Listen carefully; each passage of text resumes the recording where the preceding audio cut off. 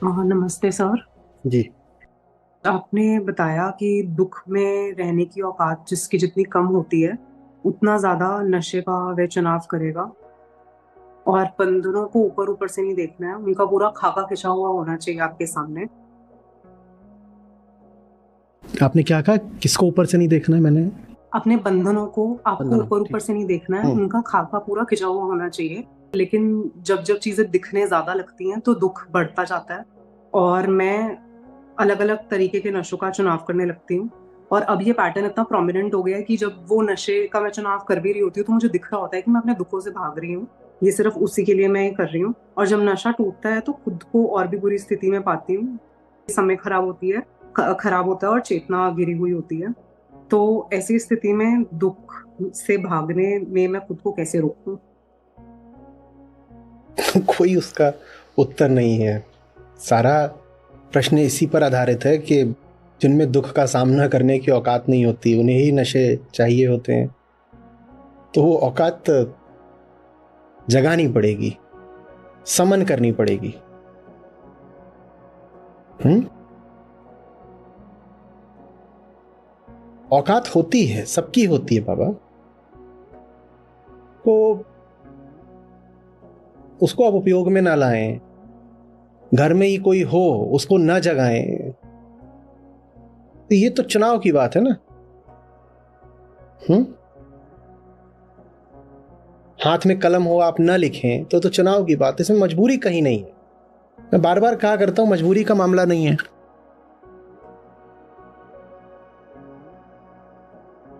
आप पूछते हैं ताकत कैसे लाएं, मैं कहता हूं कमजोर है कौन। जब आप प्रश्न पूछ रहे हो तो मान्यता पर बैठकर पूछ रहे हो। आप कह रहे हो ताकत कैसे पैदा करें। मान्यता क्या है? आप कमजोर हो। मैं कह रहा हूं आप हो नहीं ना कमजोर, पर अपने को कमजोर मान के आप चोट से दूर भाग जाते हो। और जब चोट से दूर भागते हो तो मान्यता बची रह जाती है। कैसे परखें कि आप कमजोर हो सचमुच या नहीं? एक ही तरीका है ना, क्या हथौड़े के नीचे आओ। और हथौड़े के नीचे आओ तो पता चलता है कि जितना आप अपने आप को सोच रहे थे दुर्बलहीन, सुरक्षित, नहीं हो तुम। हड्डी की नहीं बात कर रहा, हड्डी हथौड़े के नीचे मत ले आ लेना। ऐसी टूटेगी नहीं जुड़ेगी फिर कि दो चार मार लिए हथौड़े और मेरा नाम लगा दिया। किसकी बात कर रहा हूं? भीतर, यहां, छाती। ये जो एक चीज है ना इंसान के पास, वो बहुत खास है। यही हमें जानवरों से अलग बनाती है और आसमान से जोड़ देती है।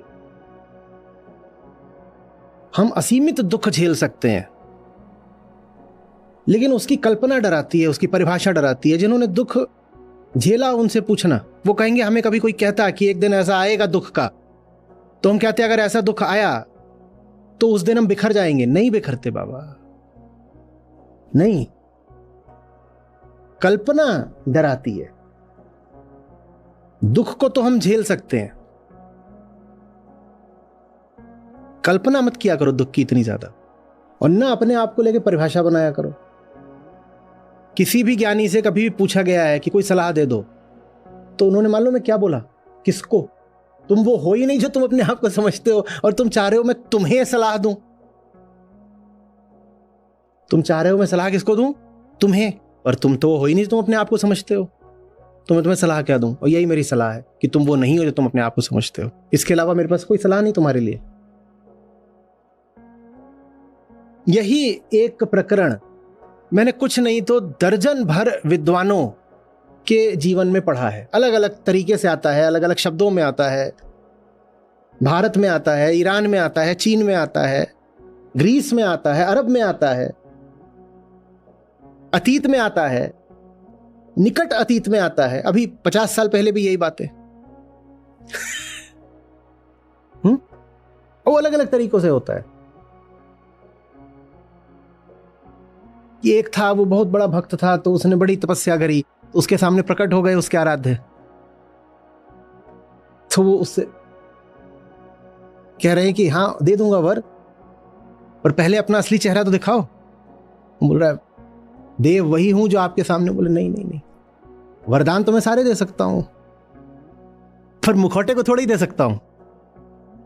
ये हमें नहीं अच्छा लगता कि हम मुखौटों को वर देते फिरे, हमारे वर की तौहीन होती है। तुम जो हो सामने आओ, हम तुम्हें वरदान दे देंगे। कहानी आगे बढ़ती, कहते वरदान मांगना भूल गया, उसको वरदान मिल गया। किसका? आत्मज्ञान का। उसके आराध्य उसको बता गए कि तुम जो बने बैठे हो तुम वो हो नहीं, इसीलिए तुम वरदान मांग रहे हो। और मुखौटों को हम वरदान देते नहीं। तुम्हारे लिए तो बस यही वरदान है बेटा कि देख लो कि तुम सचमुच कौन हो। एक बार देख लेते हो तुम सचमुच कौन हो, तुम्हें किसी वरदान की जरूरत है ही नहीं। फिर यही वरदान है, तुम देख लो कौन हो। जो आपकी औकात है वो अपरिमित है, उसको कभी आप जांचते परखते नहीं, इसलिए डरे सहमे घूमते हो। मुझे नहीं मालूम कि एक इंसान की बात दूसरे इंसान को कितना भरोसा दे सकती है, पर जितना भी दे सकती हूं मैं आपसे कह रहा हूं, आने दीजिए, देखिए क्या होता है। लगेगा मौत आ गई, आप आंख बंद करोगे, आपको लगेगा बेहोश हो गए, मरी गए, फिर आंख खुलेगी और आप कहोगे मैं जिंदा हूं। और जब ऐसे एक दो बार हो जाएगा ना, तो आपको समझ में आने लगेगा है भीतर कुछ जो ऐसे नहीं मरने वाला। असल में जो आधुनिक जीवन है ना, वो सुरक्षित भी थोड़ा ज्यादा हो गया है। हर तरीके से तो बच्चे को ऐसे ऐसे रुई के फाहे में रखते हो, उसको कोई कष्ट होने नहीं देते। वही बच्चे बड़े होके फिर हमारे जैसे निकलते हैं, मतलब हमारे आपके जैसे। अब उन्हें बचपन से कभी जांचा परखा नहीं गया, कभी उन्हें थोड़ी भी आग से गुजारा नहीं गया, तो कैसे होते हैं फिर? वो रुई जैसे ही होते हैं। जीवन की जब उनके सामने परीक्षाएं आती हैं तो वो इधर उधर फिर बगलें झांकने लगते हैं कि हाय हाय हमारा क्या होगा। कुछ नहीं होगा। क्या होगा? क्या होगा? ये तो कहा था और मुझे बहुत पसंद है।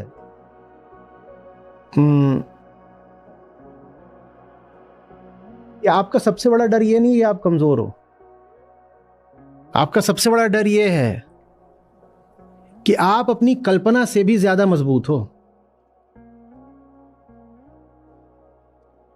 ये किसकी कोट है देखे? Your greatest fear is not that you are weak और fragile, but that you are strong beyond imagination. हम अपनी ही ताकत से, अपने ही सौंदर्य से सबसे ज्यादा घबराते हैं, और ताकत ही सौंदर्य है। सत्यम शिवम सुंदरम।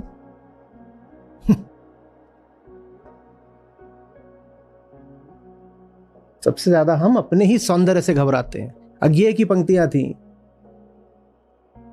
नदी के द्वीप है उनका, उसमें पढ़ी थी मैंने। और कुछ ऐसी होती है ना पंक्तियां, जो आदमी पढ़ रहा है, बैठ के पढ़ रहा है तो एकदम खड़ा हो जाता है और लगता है अब थोड़ी देर ऐसे गोल गोल नाच ही लें, मजा आ गया। तो बड़ी छोटी सी उनकी बात थी, बोले सुंदर से कभी मत डरना, सुंदर से न डर कर ही सुंदरतर की ओर बढ़ते हैं। अज्ञेय की।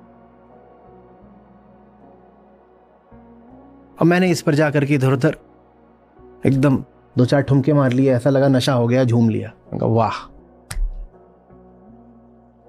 जैसे आजकल कहते हैं ना, मौज करा दी। बात यह थी कि कोई मिला मुझे जो मान रहा था, जिसने पकड़ लिया था इस बात को कि हम सुंदर से डरते बहुत हैं। अभी तो वो सीख दे रहे हैं कि सुंदर से मत डरो। हमें नहीं कुरूपता से डर लगता, हमें डर लगता है सौंदर्य से। हमें नहीं डर लगता है दुर्बलता से, हम डरते हैं बल से। हमें नहीं डर लगता है अंधेरे से, हम डरते हैं रोशनी से। और ये मैं कोई उलाहना के तौर पे या कटाक्ष नहीं कर रहा हूं, ये मैं तथ्य बता रहा हूं हमारे जीवन का। एक आदमी अज्ञान से कम डरेगा, ज्ञान उसको प्राणघाती लगता है। हम रोज इस बात का अनुभव करते हैं। आप एक आदमी को और उलझनों में डालिए, वो हो सकता है बहुत प्रतिरोध ना करे, पर आप एक आदमी की उलझने खत्म करिए, वो आपका जानलेवा दुश्मन बन जाएगा। समझ में आ रही है बात? हमने अपने डरों के साथ बड़ा समझौता कर लिया है। हमने डरों की मिट्टी को लिया है और उससे अपनी मूर्ति बना ली है। हमने अपना एक हमशक्ल खड़ा कर लिया है डर की मिट्टी से। अब डर लगता है कि अगर वो मूर्ति टूट गई, हम ही टूट जाएंगे। मूर्ति टूटेगी, आप नहीं टूटोगे। और ये बात मेरे बार बार बोलने से हो सकता है आपके भरोसे में ना आए, ये तो प्रयोग करना पड़ेगा ना। यहां पर आकर मैं असहाय हो जाता हूं। आपको ही थोड़ा सा डर से, दर्द से, दुख से गुजरना पड़ेगा। हाँ, आप जब डर दुख से गुजर रहे हो, चोट पड़ी हो, हथौड़ा खाया हो, तो हम इतना कर सकते हैं कि आप स्क्रीन पे आ जाइएगा, हम ताली बजा देंगे।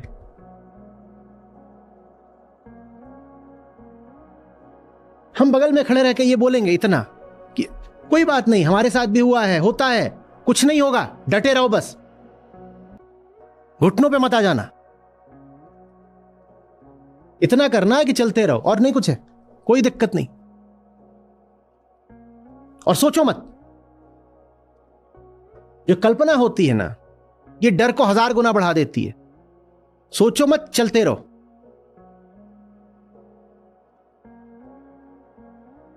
जब सोच पता हो कि अहम के हाथ का खिलौना बन गई है, तो सोच को क्यों आगे बढ़ाएं? वो तो अब हथियार बन गई, अहम का औजार बन गई। अहम उसका इस्तेमाल कर रहा है स्वयं को बचाने और मुझे गिराने के लिए। ऐसी सोच को हम भाव नहीं देते। विचार वो अच्छा जो आत्मा का अनुगामी हो। सब विचार, सब कल्पना अगर अहम की कठपुतली है, तो हम ऐसे विचार को कोई भाव दें? ऐसी कल्पना को महत्व दें? काहे को दें? मन में जो भी आ रहा हो आता रहे, हम क्या करेंगे? हम चलते रहेंगे। सब कुछ होगा, टांगे कांपेंगी, जबान सूखेगी, गला सूखेगा, सर चक्कर खाएगा। जब भी कोई साहस का काम करने जाओगे, ये सब हो जाएगा। कर डालो। हर बार जब डर की अपेक्षा निडरता को चुनोगे, उतनी बार भरोसा प्रगाढ़ होता जाएगा कि डर मामूली है, काल्पनिक है। मेरा अपनी कमजोरी का ख्याल बस वही है, एक ख्याल भर।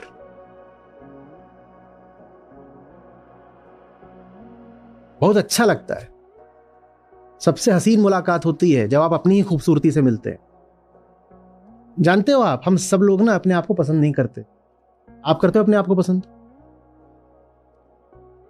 सबसे खुशनसीब वो इंसान है जो ईमानदारी से अपने आप को पसंद कर पाए। हम अपने आप को बेहद नापसंद करते हैं। हम नहीं अपने आप को पसंद करते, तभी तो हम बाहर जाकर दूसरों के फैन होते हैं। किसी से पूछो तेरा रोल मॉडल कौन है, वो किसी का नाम बता देगा। कोई मिला जो पूछो रोल मॉडल, तो बोलेगा इत्थे। मिला? जीवन की इन छोटी छोटी बातों में देख नहीं लेते हो चल क्या रहा है? किसी दूसरे को आइडलाइज करने की, आदर्श बनाने की जरूरत क्यों पड़ती है? क्योंकि हम स्वयं को पसंद नहीं करते। सबसे मैं कह रहा हूं कि सौभाग्य उस व्यक्ति का है जो स्वयं को पसंद करने लग जाए।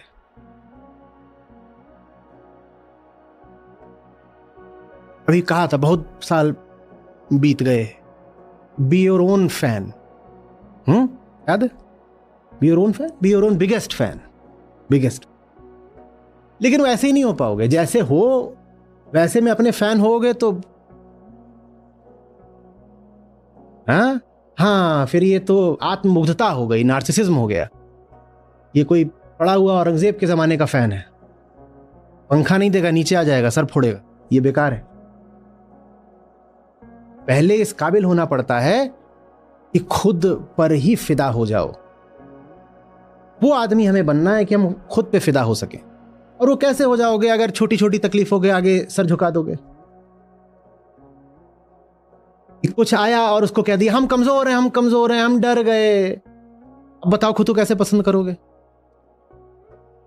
खुद को पसंद करने का दो तरफा लाभ होता है, जानते हो क्या? पहला, किसी और को नहीं पसंद करना पड़ता, माने किसी और का फैन नहीं बनना पड़ता। दूसरा, ये उम्मीद, ये कामना, ये दरकार मिट जाती है कि कोई हमें पसंद करे।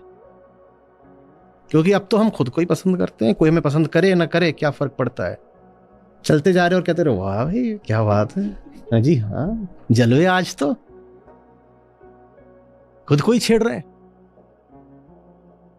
तो पूछे क्या कर रहे थे? कुछ नहीं, जरा खुद को निहार रहे थे। वेदांत बोलता है आई लव आई। यहां आ जाना है, ये अद्वैत है। I love I love you, ये तो साधारण द्वैत है। आई लव आई, अब सब ठीक है, अब सब ठीक है। अब ना हम ये चाहते हैं कि कोई हमें पसंद करे, और ना अब ऐसा है कि हमने किसी को बाहर जगत में बहुत ऊंचा बनाकर स्थापित कर दिया है कि हमें उसके जैसा बनना है। हमने स्वयं को पा लिया है, लेकिन उसके लिए पहले ऐसा होना पड़ेगा कि रीझ जाओ स्वयं पर, रीझ जाओ।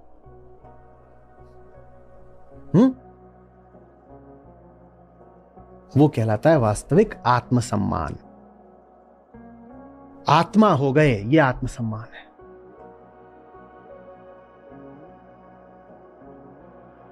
समझ रहे हैं बात को? और कैसे आत्मसम्मान जगेगा? जब अपना पूरा खाका पता है, अपना पूरा इतिहास पता है, पूरी जो हमारी कुंडली है वो क्या बता रही है? कल कुत्ता आया था, कुत्ते के सामने कमजोर पड़ गए, उससे पहले सांड आया था तब भग गए, फिर बीमारी आई तो उसमें हाय हाय कर दिया, फिर कहीं पैसे खराब हो गए, चोरी हो गए तो बेहोश होकर गिर गए। अगर यही ट्रैक रिकॉर्ड है तो कैसे फिदा होगे खुद पे?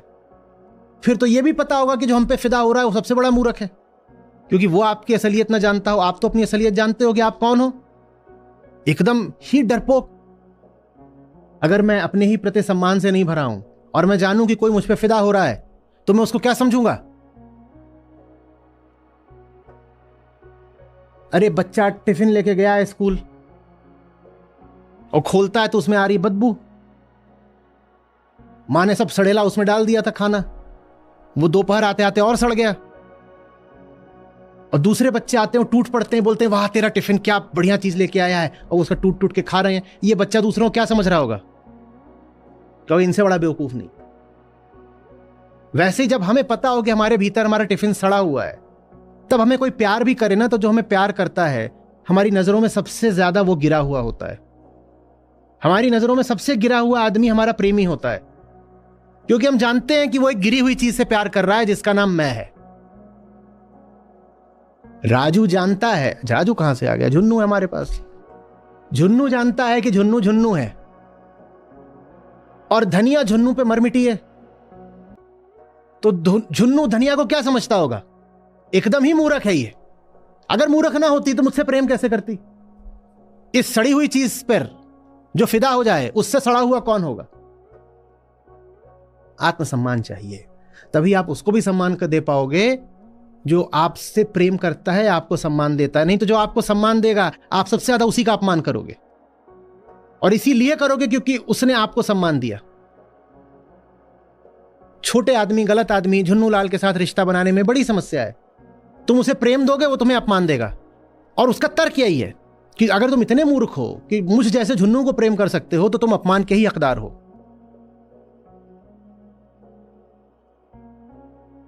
कुछ आ रही बात समझ में? तो आई लव आई, भाई हम सबसे ज्यादा किस पे फिदा हैं? खुद पे फिदा है। अहमेव ही केवलम, ये ऋभु गीता का संदेश है। क्या? हम ही हैं भाई।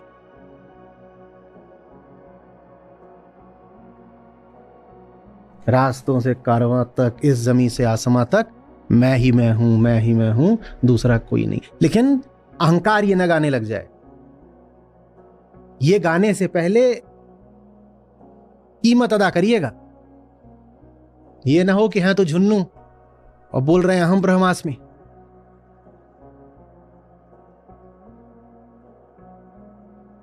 समझ में आ रही बात? खुद को ऐसा बनाओ कि खुद को पसंद कर पाओ।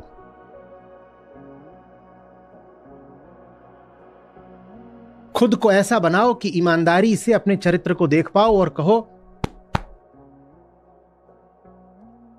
कि दुनिया लाख लानतें भी आपके ऊपर भेज रही हो तो भी आप अपने आप को थपथपाएं और बोले वेल डन। किसी को नहीं समझ में आ रहा होगा, हमें पता है कि अंगारों से गुजरे हैं और अपना सर ऊंचा रखा है।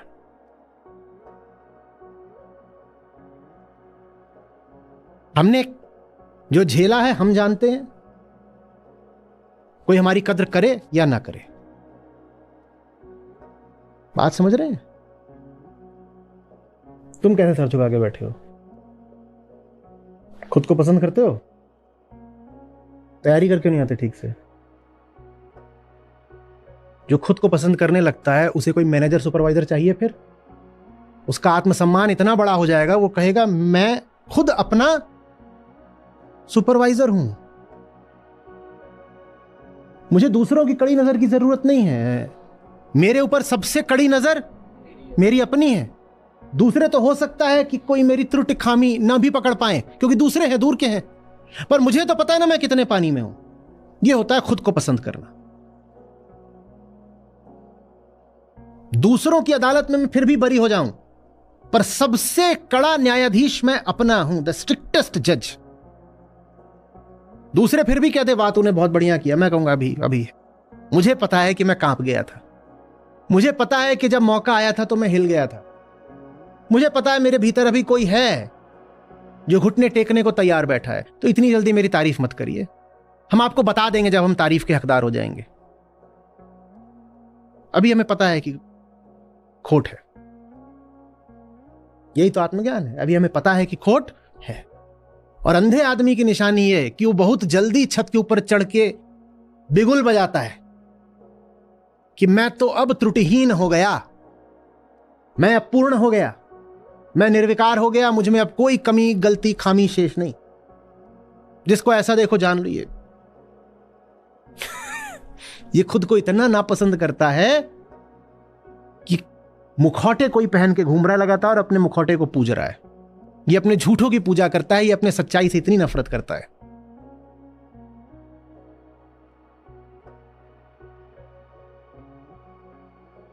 खरा इंसान, कड़ा इंसान।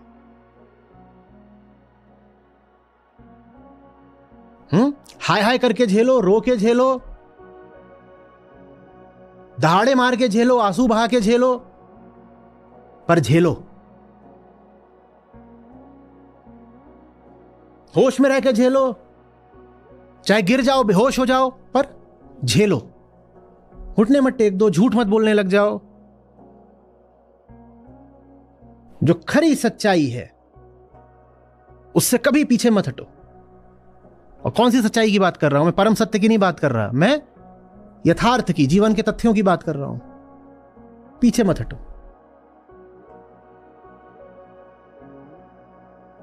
किसी से मत पूछो कि ताकत कहां से लाएं। यहीं से मैंने जवाब शुरू करा था, यहीं पे खत्म कर रहा हूं। अपने आप से पूछो कमजोरी कहां से लाई, कमजोरी कहां से लाई, ताकत कहां से लाएं, बेहुदा सवाल है। ताकत तो आप हो, आप ताकत की ही प्रतिमूर्ति हो। प्रश्न यह है कि यह झूठ मूठ की कमजोरी कहां से ले आई आप, यह सवाल पूछा करो। और एक बार पता चल जाएगा झूठ मूठ की कमजोरी कहां से आई, फिर आदमी उससे लड़ जाता है। आसान नहीं होता, चोट वोट लगती है, अरे झेल लो यार, ठीक, लगती रहती है। इतना ही अगर चोटों से घबराते हो तो पैदा काहे को हुए थे? अभी तो मरोगे भी। यार ये बुरा हो गया, वो बुरा हो गया, अभी एक दिन आएगा डॉक्टर बताएगा कि 2 महीना बचा है, फिर कैसे झेलोगे? और कई बार अपने जाने से पहले जो अपने स्वजन होते हैं उनको जाते देखना पड़ता है, सबको देखना पड़ता है, सब देखते हैं। आज नहीं देखोगे तो कल देखोगे। कमजोर होके कैसे जी लोगे? कैसे बोलो?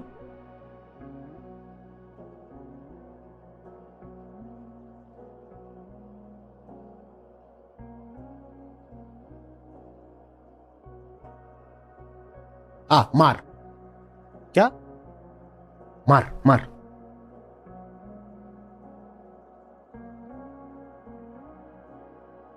जब पड़ेगा जबरदस्त घूंसा पटाख से तो लगेगा मर गए, तब कहना हाँ मर गए। फिर आंख खुलती है धीरे से, तुम्हें लगता होगा अच्छा किसी और लोक में है, और तब चमत्कारिक रूप से पता चलता है कि मरे नहीं थे। जो कुछ भी तुम्हें मरने जैसा लगता है ना, उससे गुजर लो, नहीं मरोगे।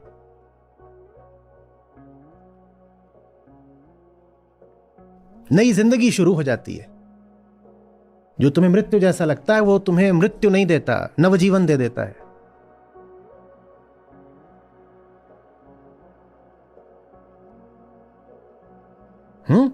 और सब करना आपको ही है, हम बस ये करेंगे, स्क्रीन पे यहाँ बैठ के तालियां बजा देंगे, ठीक है? उतने से कुछ होता हो तो हो, नहीं तो करना सब आपको ही है। चलिए। आचार्य जी, पहले ट्रैक रिकॉर्ड बहुत खराब था, इसीलिए डर ज्यादा रहता है, लेकिन जब से 1.5 साल से जुड़ी हुई हूँ तो बहुत फर्क है, मजबूती आई। सबसे ज्यादा मजा ही तब आता है कहीं कोई मैं मैच वगैरह देख रहा हूं तो उसमें जो अंडरडॉग होता है मैं सीधे उसके पक्ष में हो जाता हूं। सबसे ज्यादा मजा ही तब आता है जब कोई उम्मीद ही ना हो, कोई संभावना ना हो, कोई अपेक्षा ना कर रहा हो कि भिड़ जाओगे और भिड़ जाओ। बहुत मजा आता। समझ में आ रही? ट्रैक रिकॉर्ड में ऐसा कुछ था ही नहीं कि लगे कि ये भी जीत सकता है, और भिड़ गए। बहुत मजा आता है। माया को तो काम है, वो मारती रहती है। आप भी एक लगाइए ना, प्रभाव हम ही खाते रहेंगे क्या? तू भी एक ले, है ना? क्या ले आए तुम? विलियमसन है। Our deepest fear is not that we are inadequate. Our deepest fear is that we are powerful beyond measure. It is our light, not our darkness, that most frightens us. We ask ourselves, who am I to be brilliant, gorgeous, talented, fabulous? Actually, who are you not to be? As we let our own light shine, we unconsciously give other people permission to do the same. Unconsciously बहुत अच्छा शब्द नहीं है यहाँ पर, ऐसे ही कह दीजिए, we give the permission. जब आप अपनी रोशनी को प्रकट होने की अनुमति देते हो तभी आप दूसरों को भी बर्दाश्त कर पाते हो जब उनकी रोशनी सामने आए। नहीं तो जो रोशन होता है उससे हमें बहुत चिढ़ लगती है, क्योंकि हम रोशन नहीं है ना। हमने कहा था ना, जो रोशन हुआ वो अंधेरे से तो गाली खाएगा ही। तो जब आप अपने आप को रोशन होने की अनुमति देते हो तो फिर जो दूसरे रोशनी वाले हैं तभी उनके प्रति सम्मान रख पाते हो। As we are liberated from our own fear, our presence automatically liberates others.